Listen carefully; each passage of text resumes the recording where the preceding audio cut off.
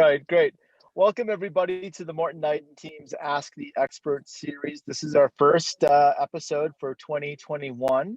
We're very excited to have, I hope everybody enjoyed their break. And we have Marc Ringel here with Paintworks New York. And he has a contracting business that obviously does painting, where that's involved, but also you do floors as well, Marc, right? And some light construction. Floors, like light carpentry repairs, little trim work, lots of Okay, painting and plastering. Yep. got it.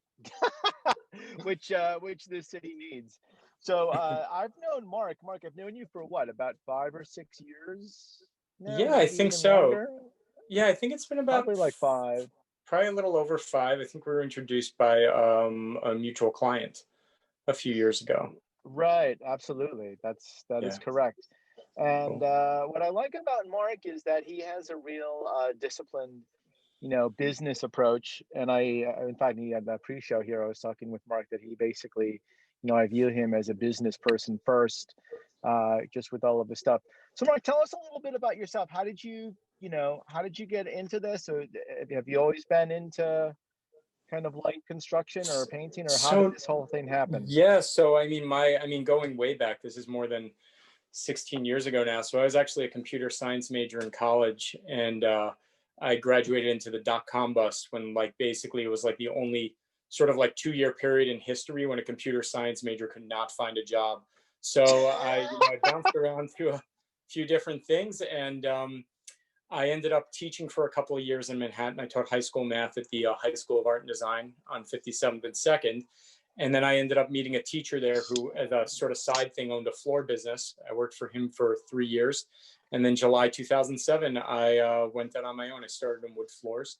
And then a few years later, I realized people don't, I started the business right before the recession, the last recession, and I realized people don't really do floors when they're not moving. So I should probably consider a different line of business.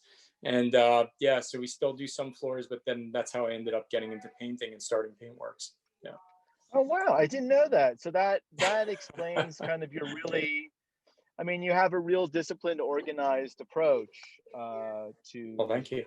to your work, right? When you come in, you take a video, you walk around, it takes you, Yeah. a couple days to give an estimate. You just don't throw out a number.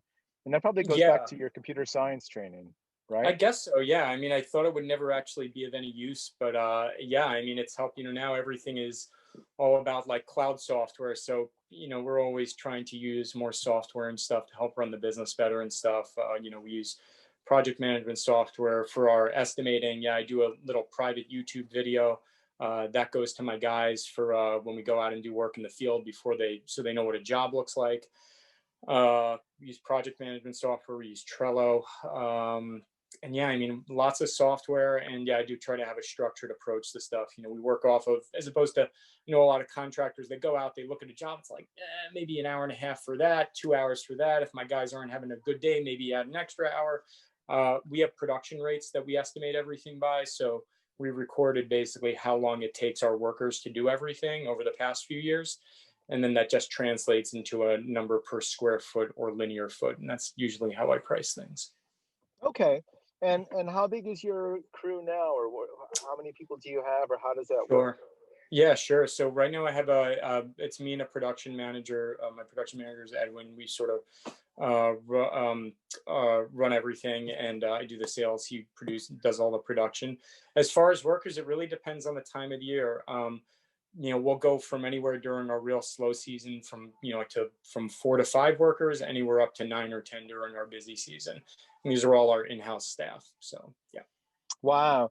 So can you give a little bit of I mean, I didn't know that. Can you give a little insight on how you're able to have that flexibility of a workforce? Yeah, I mean, we just hire seasonally. That's actually something I'm I'm actually hiring right now for our field trainee position. That's what I was working on today. So, we try to interview when things are slow, pick up people going into the spring, and then, if they're good, we oftentimes keep them on, through the rest of the year. But yeah, I mean, so we'll just try to sort of ramp up, and we're planning now for a few months out so that when we do get real much busier and in April, May that we're ready for it. And then we have a list of people that we can tap that we've already vetted that we know are going to be great fits with our company. So yeah. I gotcha. And what is the busy season for painting, just out of curiosity? Yeah, so it's usually, I mean, I can tell you what our slow months are. It's usually, or I should say slower, although this year is really, has been really odd. Usually slower months tend to be, it's, That's I the think for understatement of everybody, right? 2020. Yeah, like this, Right. it's like, yeah, it's like last year was crazy and this year, this seems to be a continuation. So this time of year, we're usually fairly slow. We're just running a skeleton crew of 4 to 5 people, but usually January, there's usually some stuff going on. February is usually pretty dead. March, and then April, it picks up a little bit. And then May, basically May through November, or even May through December, oftentimes it's pretty heavy, and we're really going at full capacity. So that's usually our busy season. Although this year, there's been, I'm sure you know this, Martin. Like we worked with a lot of agents and agent teams. I'm sure this past 10, 12 months has been or 10 months has really been so unusual that we're actually really surprisingly busy now with a lot of people trying to get places ready over the next few months for listings. So it's been, and then we also, on a sort of bright note for the market, is that we've actually been doing work for a lot of people purchasing and moving into places. So for a while, I Right. never knew if that business was going to come back. And then really in November, December, and even this month, it's been really busy with people moving into places. So that's been really, I mean, I've been very happy about that because I was getting nervous for a little while, but things look like Yeah, they no, turned the I corner. hear you. Yeah. Well, the kind of the word on the street here with brokers here in New York City is everybody who was planning to leave the city has left. And now that everybody is here and staying, uh, again, even with the future of, with offices opening up, I think everybody is going to be able to work from home 1 to 3 days a week. So everybody is looking for big spaces. And newsflash, a little bit of a plug here: New York City's on sale, so now's the time. Yeah, I would. Now's the time to buy. Yeah, I And know. of I mean, course, it's, you joke, but I mean, like, it's really what I mean, a lot of the people that I work with who are purchasing places, like, that's what I see, they're really they're taking advantage of like where the market is right now and trying to get in when things are still reasonably priced. So yeah, that makes sense. So now cool. the other thing is, and I just wanted to, because I do want to talk about, sprucing up an apartment or what are Please. things to Yeah. do and all that. But now with, as a contractor, tell us a little bit about how, you just can't walk into a building with a can of paint and brush and a crew and go in, right? You have to have insurance. You have to talk with the managing Yeah, agent. Tell us a little bit of all that, because I think, sure. um, candidly, a lot of sellers, when and you're one of my go-to, people that I go to, and I always couch it as, Marc is not going to be the cheapest, but he gets it done. He gets it done right and gets it done on time. And I think a lot of people are just not aware of the uh, the built-in costs that you have to pay for, such as insurance, workman's comp, all that stuff. So can you touch a little bit Yeah. on that? Sure. I'll speak to you a little bit about the things that we need to have in order to get into buildings, primarily, in Manhattan a lot, but also quite a bit in Brooklyn as well, some of the larger buildings. And then I can tell you about the sort of process that we go through. So in order to work in these buildings in Manhattan or Brooklyn, or any of the medium or larger size buildings, you typically need to carry at least $1 million in liability insurance, oftentimes with 4 million. I think we have a $4 or $5 million umbrella policy. So a lot of times they're requiring that in the nicer buildings. We have to carry workers' compensation, statutory disability for our employees. So we carry disability insurance. We also, we're also licensed. So we do have an EPA license, lead license, as well as a DCA license, Department of Consumer Affairs license. So we have to carry a bunch of licensing as well as insurance. In order to get in, I won't go into the details of some of the logistics, but as far as getting into these buildings, we focus primarily on Manhattan and Brooklyn. So we're used to basically setting up paperwork with buildings multiple times a day. Oftentimes they're asking for all the things that I mentioned. So they're asking for our licenses, they're asking for our insured, they're asking for proof of insurance. Sometimes we're filling out a package, I don't want to say a decorating agreement for the client or with the building. And this is all paperwork that we take care of. So as you mentioned, we're not the most expensive. We are definitely not the cheapest, but these are all things that we take care of for you. So when somebody says to us, hey, I'd like you to come and do this work in my apartment, I say, no problem. I'll put you in touch with Edwin and he'll get all the paperwork set up with your building. If he needs anything from you, he'll just get in touch for a signature, but we'll take care of everything. So we try to make the process very easy for everybody involved, because I know that a lot of our clients, at least, like, get a little bit of anxiety when they're like, oh, I have to send stuff to the managing agent, get an approval, and they get a little nervous sometimes. But that's stuff that we take care of completely. Oh, that's great. That's a good peace of mind. And look, candidly, some buildings in Brooklyn don't require all of that, and even if you own a townhouse or something. But I think it's also peace of mind that you have all that stuff. I mean, absolutely, right? Heaven forbid a worker spills a can of paint in a hallway. You've got the insurance for it. And that's if somebody gets injured, if somebody damages something, at the end of the day, the client is covered, and everybody's happy. Not happy, but happier when there's insurance coverage. Happier. Happy that they don't have a problem that they have to deal with.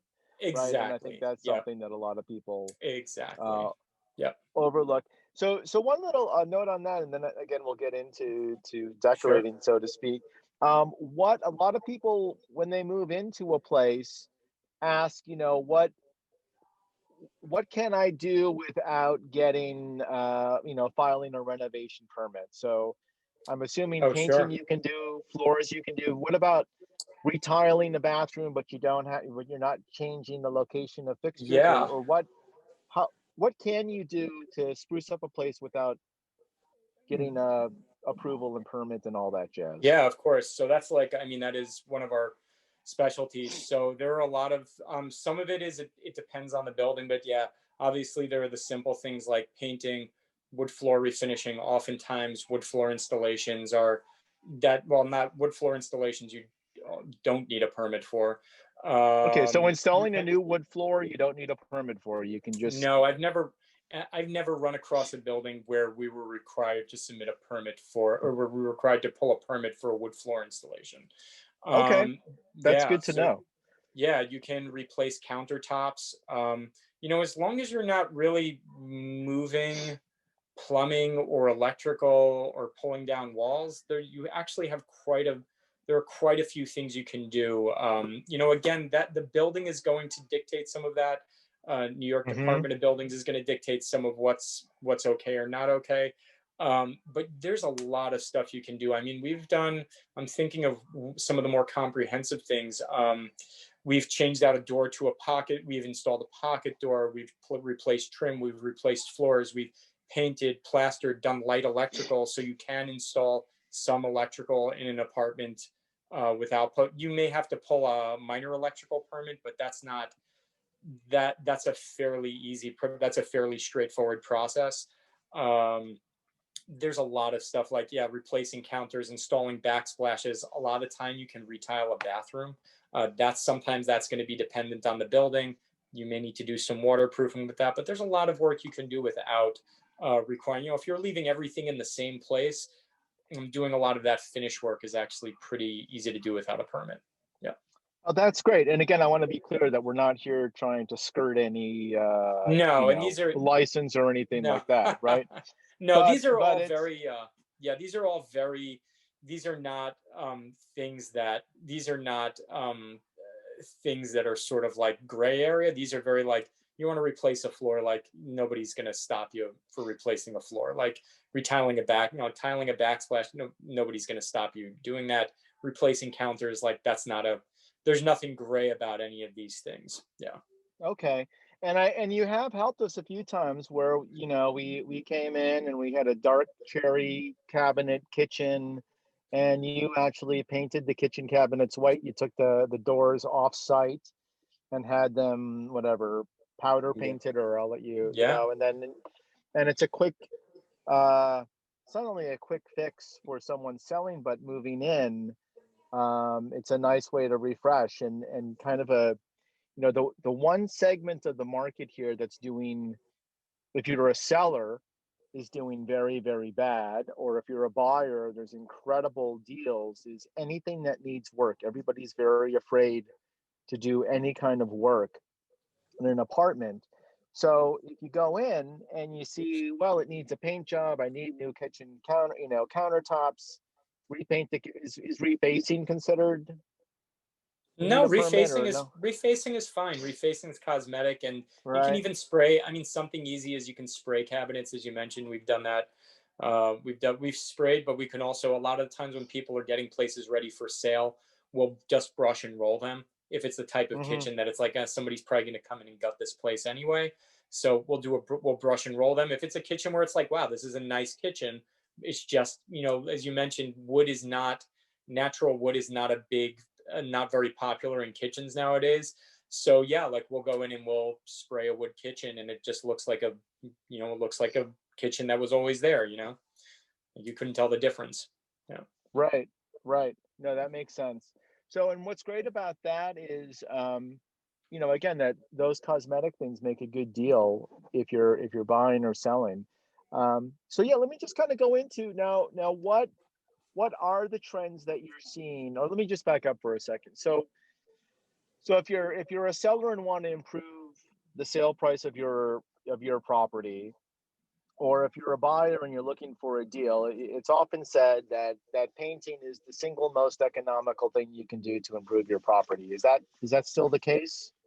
Yeah, I mean that's the sort of baseline thing that when I look at a unit that's going on the market for sale or rental, that's like sort of the baseline thing. And even getting more sort of baseline is just paint the walls. Just painting the walls. That's like the sort of base thing, and then going up from there. Maybe you're doing touch ups on the trim. Maybe you're painting the trim. But yeah, the painting is probably the most popular request we get. Right next to it's usually painting plus either say steam cleaning or regrouting or doing some stain remover on bathroom tiles, just in new Got it. siliconing them. That's probably the two most popular things. Right, and that's what we that's what we call you for all the time. Yeah. To do that stuff. That's right. I forgot about the steam cleaning and regarding the bathroom, which is really helpful. Now, we've always been, kind of the mindset of, if it's a pre-war, you paint it decorator white. If it's a modern apartment, you paint it kind of bright white or a loft. Um, I have noticed that kind of accent color walls are kind of coming into to vogue right now. Do you recommend doing anything like that, or do you still recommend just keeping it neutral for the new buyer, or what's your thoughts on that? I mean, I know your team does or has in the past done a bunch of staging stuff. So I think if they're working with Right. someone like you that's able to give them design direction in terms of like, okay, we think an accent wall could look there. Like leaving an accent wall up to somebody who's trying to get a place ready for sale. I mean, you probably want professional direction on this, but most of the time, we're just painting stuff white. We do have a decorator's white, sometimes white doves, sometimes just a plain Benjamin Moore white. But there is a stager we've worked with in the past that does we start seeing colors and accent walls when we work with Mhm. stagers, or again a team like yours that does some of the staging in house. So yeah, we'll see grays are fairly popular, some type of gray throughout a space when we're working with the stager nowadays. Yeah, but Oh, oftentimes it's just interesting. white. Yeah. Just light or off white or something. Yeah, and we still do the styling and staging. That's one of our calling cards. So what do you like? And oftentimes, and this is where, ask the expert. We try to be open and transparent on things, right? So when we're selling something, oftentimes you and I will discuss that we're painting it to sell versus painting it to live in, which is a little bit more economical for the seller. And Yeah. and what is the difference on that versus, I guess, painting to sell versus painting to Yeah, live in? sure. As far as process, we'll do, look, when somebody's painting to sell, you want to do you obviously know this. You want to do the minimum possible to really give it some curb appeal, to really get it ready to put on the market, right? So that might be, we would use, so typically in a place that they're getting ready to sell, we'll use a different lot. One of the big changes will be the line of paint that we use. We'd use we would be painting fewer surfaces in a more more economical line of paint, right? So we would start with, if we can just do the walls, we would just do the walls, and we would be using, say, a Benjamin Moore Ultra Spec, which is their higher grade commercial paint. We would try to minimize the number of sheen changes. So if nobody's going to be using the place, we might do, or not, no, but if you're going to be I should say, if you're going to be showing the place, we'd probably use, like, we'd probably try to, we may want to go flat on the walls, flat on the base molding, but because while it's being shown, you're going to be touching the doors and going in between rooms, we might use an eggshell on the door frames and the doors. So that might keep the price down by not having to change sheen between walls and base molding. So there's little things that allow us to bring the price down a bit, so that it shows well, so that it stands up to a showing. But then ultimately, when somebody moves in, they're going to put their own mark on the place, and they're going to do something to it anyway. So we try to, that's how we sort of like try to adjust in order to accommodate somebody who's looking to sell. That makes sense. And yeah, that's one thing also, is that we're, buyers really at any price point, you definitely, before you move in, you're going to want to do something to the space. Yeah, So exactly. there's really never, and if you have at least the base coat there, right, if you're going to be selling there, Yeah, and that kind of thing. that's So exactly it. And we try to get things ready so that, when we go in, we're repairing any cracks or chips or holes, so that basically when that person comes in, everything is ready for them to just, it's a very easy job. There's no prep work. It's come in and paint the walls or paint the trim. Everything is in really sound condition. Everything's been caulked. Everything's been patched. So it's in good shape for somebody to just, so it's basically a blank slate for somebody to come in and do whatever they want with it. got it. Now what, so kind of switching over to bathrooms, or we'll talk bathrooms. Now you have this steam cleaning for the grouting and regrouting. What is popular choices now with tile colors in bathrooms? Is it still kind of the white subway tile, or is color coming in, or what do Hey, you see you on know, that? I'm not going to claim to be an expert on that. There are places where I know what I'm talking about. This happens to be one of the places where I don't have a good handle on the trends in terms of what's going on. Yeah, I wish I had more. I wish I had more for you on that, Martin, but I don't have a great. Fair enough. Now, well, what about kitchen cabinets? Because I've heard white is kind of on the way out right What? now. So white has, seriously, for about 3 years, I think at, 9 out of 10 customers that I would go to see were asking for their cabinets to be painted in white Dove. Actually, my first cabinet inquiry I got this year was for, actually, he wanted to go with a Farrow and Ball downpipe in like a gloss finish. So which is a very different, that is a very significant departure from white Dove. So that was like refreshing. But yeah, it could, I guess you could say the trend might be starting to change a little bit. But yeah, we are seeing more. I definitely, again, like gray has been very popular the past few years, so we are seeing more gray Yeah, I've cabinets seen now. that, a lot of gray kitchens. And then Yeah. kind of moving to floors. For a while it was light floor, then it was dark floor. Now it kind of seems across the spectrum.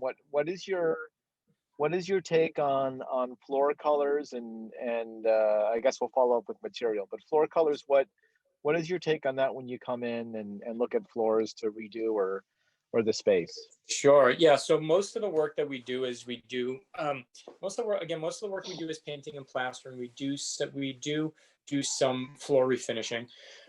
As far as the finishes that we'll do, it's just interesting that you say that, because I can tell you about 8 or 9 years ago, white pastel finishes were like all the rage. Everybody loved them. A few years before that, I actually went to go see an old client from 15 years ago, I think, and their floor was like jet black. So it's interesting. We went from like jet black to like pastel, and now it is a bit of a mix of everything. We do a lot of sort of basics, golds, reds, browns. Something that I've seen that's very interesting in terms of floor trends for floor trends in terms of installations. Now, we don't do a ton of installations anymore, but something that I've noticed is I actually just saw a renovation. It was a significant renovation of a 2-bedroom on the Upper East Side. And they actually did not put wood on the floor. They put a luxury vinyl plank in, which was very surprising. It was very, and there's a contractor I'm friendly with who was telling me last fall that he just used that on like I think a 2,000 square foot duplex, which I was like, he's using luxury vinyl plank on a 2,000 square foot duplex. Like, and apparently I had to actually get down on like my hands and knees and like touch the floor to be like, oh yeah, that's not what, like, it's very convincing. So yeah, that's been a very surprising, and actually a lot of my friends who I speak to that are working outside the city, they're like, yeah, a lot of these buildings that we're working on that may have gone up in the past and used wood floors, it's a lot of luxury vinyl plank now. Yeah. Interesting. Very interesting. Yeah. My parents put that in their condo down in Florida, and it's got the cork, so it's kind of soft and Yeah. all of that stuff. What so besides luxury, you always have to use the word luxury in front of vinyl, right, to make sure that it's legit for I know. I just like for 7-figure properties. Right? So that's funny. Now, what about, actual wood flooring itself? Is a little bit is wide plan, or kind of, so colors are kind of across the spectrum. Matte, it used to be shiny, then it was matte. Is that still kind of in right now, or depends? We still do a lot of matte. The only time that we're doing like again, I'll just speak from my specialty is not, I shouldn't say my specialty, but like the bulk of our work is not wood flooring anymore, but from the ones that we do, my experience is, again, the default is a sort of satin or a matte finish. A satin or matte finish. A lot of people I'm not finding a lot of times when we get a request for a semi-gloss or a gloss, it's because they had it before and they're like, oh, I just like that finish, I'd like to have it again. But most of the time it's a satin or a matte finish, when we're refinishing. Okay. We just have actually a couple minutes left. These always go so fast. Yeah. If someone is going to be painting painting themselves, what are some quick tips that you can give them? Oh, that's a good one. Quick tips. Make sure to buy a lot of tape. Cover your floors. Actually, a really good one is, do you start from the top and work your way down, or do you go from the bottom? We usually do ceiling, walls, trim, then walls, and then last coat on the trim. But I'll give them one pro tip is get a cheap rag, dampen it, and throw it over your shoulder, and make sure you have that on you at all times, because ultimately you will get drips somewhere. Make sure you can just wipe them off as soon as you get them on, and it's going to be a lot less headache down the road. Wow, that's awesome. And is there any time that you use oil-based paint as opposed to latex? Not at all. No, we don't use. I actually think Benjamin Moore has discontinued. Don't quote me on this. Benjamin Moore is the company we use, but I believe the last line that they had was the oil-based satin and Pervo for residential, and sorry. No, that's okay. My husband Sean forgot I'm doing a live Ask the Expert. We don't use any oil-based anymore. Never a dull moment. Okay, so that's interesting. Is it illegal now, or? I don't know. I know it's very difficult to use in most buildings in Manhattan because you get complaints about smell. We haven't used oil-based in quite a while. I can't even tell you when the last time we used it was. Most of our stuff is latex. I should say water-based. Yeah. Oh, that's great. So anything else you want to add before we wrap up the show here? No, well, thanks for having me, Martin. This is the first time I've ever done anything like this. So, and then I just realized when I sat down, I have like a blob of paint over here. I live in an old house, and I was like, oh man, like I should move by the window or something. People, they're gonna think I'm like the worst painter on the face. So we haven't done anything in this room. Just so you know. That's great. All right, cool. All right. Oh, you're muted, Martin. Oh, wait a minute. It went to my headphones. Oh, hi, Sean.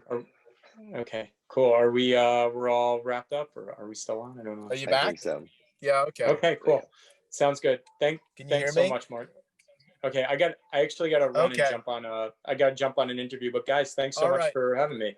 Thanks for All being right. on. All right. I'll talk Bye, to you guys. later. Thanks again. You were Bye. good, Mark. Oh, Have thanks, a good dude. one. All right, later. Bye.